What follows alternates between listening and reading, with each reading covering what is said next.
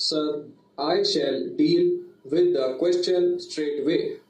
So far as permanent or temporary workers are concerned, the provision specifies the period of service, and it has been further defined that many days of service constitute continuous service for a year. About what action will be taken against the employer if he fails to implement the provisions of the law. The law has made provision. Compensation is a legal obligation and it can be enforced. Sir, I have not to add very much to what I said at the outset. I find that the reactions to the proposed legislation proceed from two different and opposite angles, and if I may submit, the two extreme views put forward are based on some kind of misunderstanding or imperfect understanding of the aims of this legislation and the ends which are sought to be achieved through. They are limited aims. They are twofold aims. Firstly, coming to the views expressed by my honorable friend Dr. Mukherjee, the question was viewed chiefly from the interests of the industry, and from the other side, the question was viewed chiefly from the interests of workers. We have tried to balance both these things, but no claim is being made that through this legislation all that can be claimed on behalf of the industry or on behalf of the workers is going to be achieved, because the two aims are fair deal to the workers and that production should not be curtailed, and also that the industry should not suffer. Now, this legislation also has two aspects. One is the attempt to prevent closures through the deterrent effect of these provisions.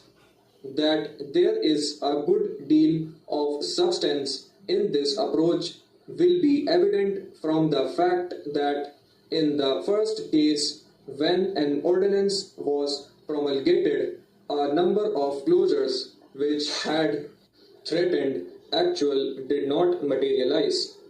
This means that sometimes the closures were not really so very necessary and that there were no compelling reasons. There may be some consideration of avoidance of a little loss in time when there is depression, when one can do without additional production and things like that. The limited interest of a particular individual employer and not the larger national interest concerning production or the interest of the employees may perhaps be the consideration. In these cases, this legislation has a salutary effect. It will still have that effect when we pass this law now. But if either the workers or those who are very keen to have no curtailment of production think that this is going to stop closures, it is not so. Other things have to be done in order to prevent closures which are preventable. Some suggestions have been made by my honorable friend here. They are very good suggestions, but they do not directly concern us here. We have to do other things.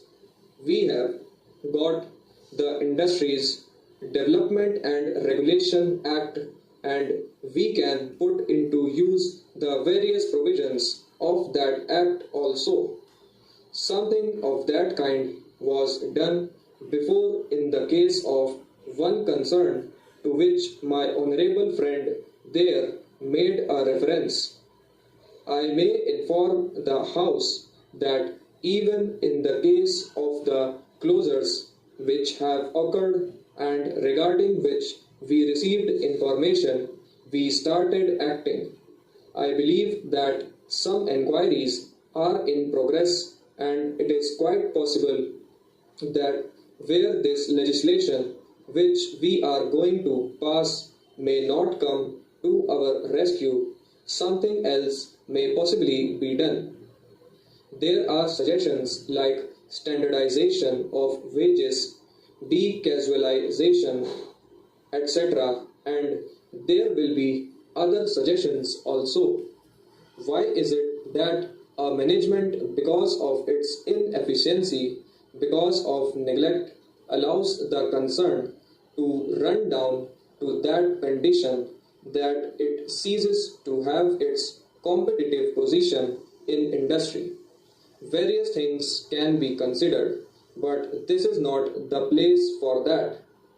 Similarly, so far as employees are concerned, something is being done on their behalf. First, if the legislation succeeds in preventing a closure, to that extent unemployment is warded off. To the extent it does not succeed, some relief is afforded to the workers. They get some compensation, but that does not exhaust all that the workers may be able to secure from industry at the time of termination of their service.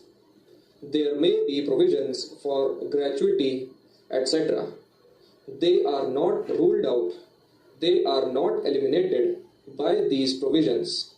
Therefore, the scope of this legislation does not cover fully either the ground of continued production and of averting unemployment, or in the case of unemployment, of what is going to be done for the employees.